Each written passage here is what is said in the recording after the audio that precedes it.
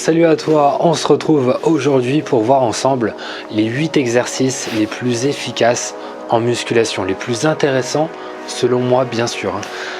Au niveau perte de masse grasse, au niveau gain en masse musculaire, gain en force, gain en puissance, peu importe, on va dire.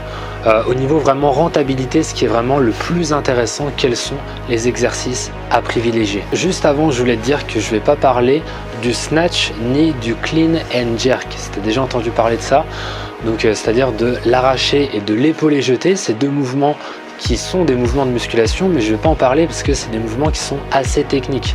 Et ici, on va vraiment se concentrer plutôt sur des exos que tu peux normalement faire en salle de sport, en salle de musculation standard. Et c'est pareil, je ne vais pas non plus te parler de tout ce qui est front lever, muscle up, etc. parce que c'est des exos qui sont assez complexes, qui demandent pas mal de pratique, qui sont assez techniques également. On va vraiment se concentrer sur des exos que tu peux logiquement faire avec un minimum de pratique. Alors le premier exercice de cette liste, et on va commencer avec les exos pour les jambes, c'est les fentes. C'est un exercice très complet pour renforcer l'avant et l'arrière des cuisses, c'est-à-dire les quadriceps et les ischio-jambiers et les fessiers. Il y a aussi une bonne sollicitation des abdominaux et des lombaires parce que tu vas avoir besoin de rester gainé.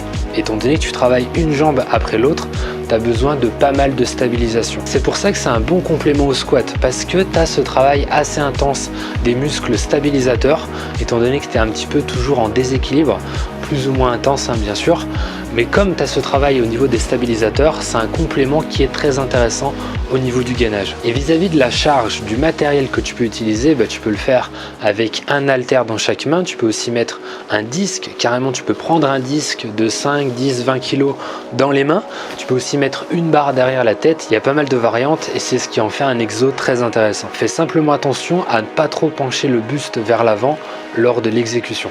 Deuxième exercice, le front squat, donc c'est-à-dire un squat avec la barre qui est posée à l'avant ici sur l'avant des épaules.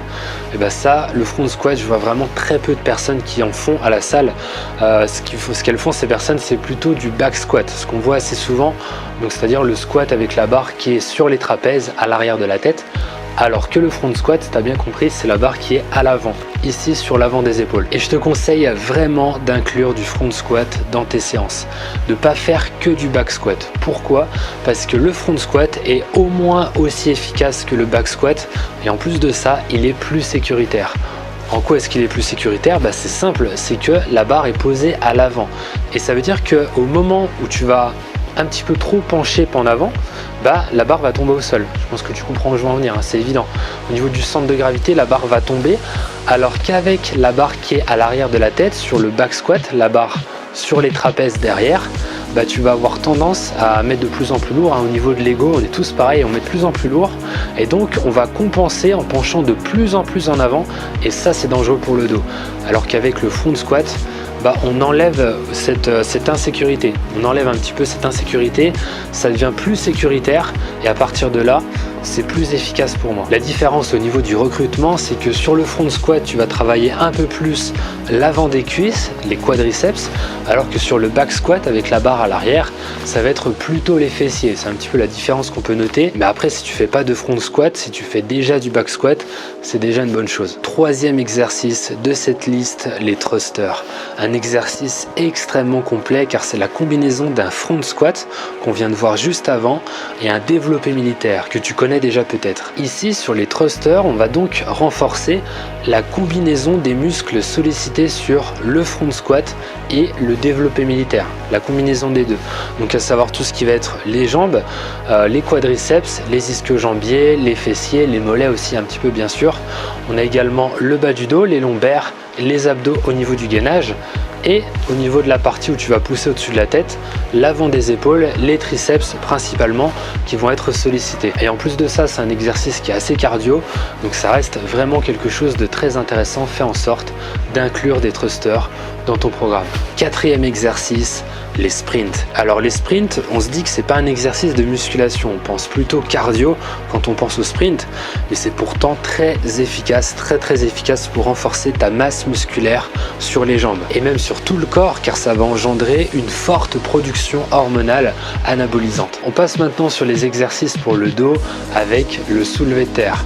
Alors sur le soulevé de terre, tu travailles aussi les jambes, en particulier l'arrière des jambes, les ischio-jambiers, mais on va plutôt considérer ça comme un exo pour le dos. C'est un exercice ultra complet pour renforcer tout l'arrière de ton corps, tous les muscles quasi à l'arrière de ton corps, depuis les mollets jusqu'au trapèze, en passant aussi par les abdos par rapport aux muscles à l'avant du corps qui vont être sollicités, et également bien évidemment les quadriceps aussi à l'avant des cuisses, mais de manière générale tout l'arrière de ton corps va être sollicité par le soulevé de terre. Si tu veux plus d'infos sur le soulevé de terre, j'avais fait une vidéo dessus, je te remettrai ça à l'écran, c'est une playlist avec différents exos avec les consignes d'exécution, je te mettrai ça à l'écran. Sixième exercice, on est encore sur le dos, c'est les tractions. Les tractions, c'est une base fondamentale pour te permettre de travailler le haut du dos et le milieu du dos, avec aussi les biceps et les avant-bras. Et ce qui est bien aussi avec les tractions, c'est qu'il y a très peu de risque de se blesser parce que tu es ici en déchargement vertébral.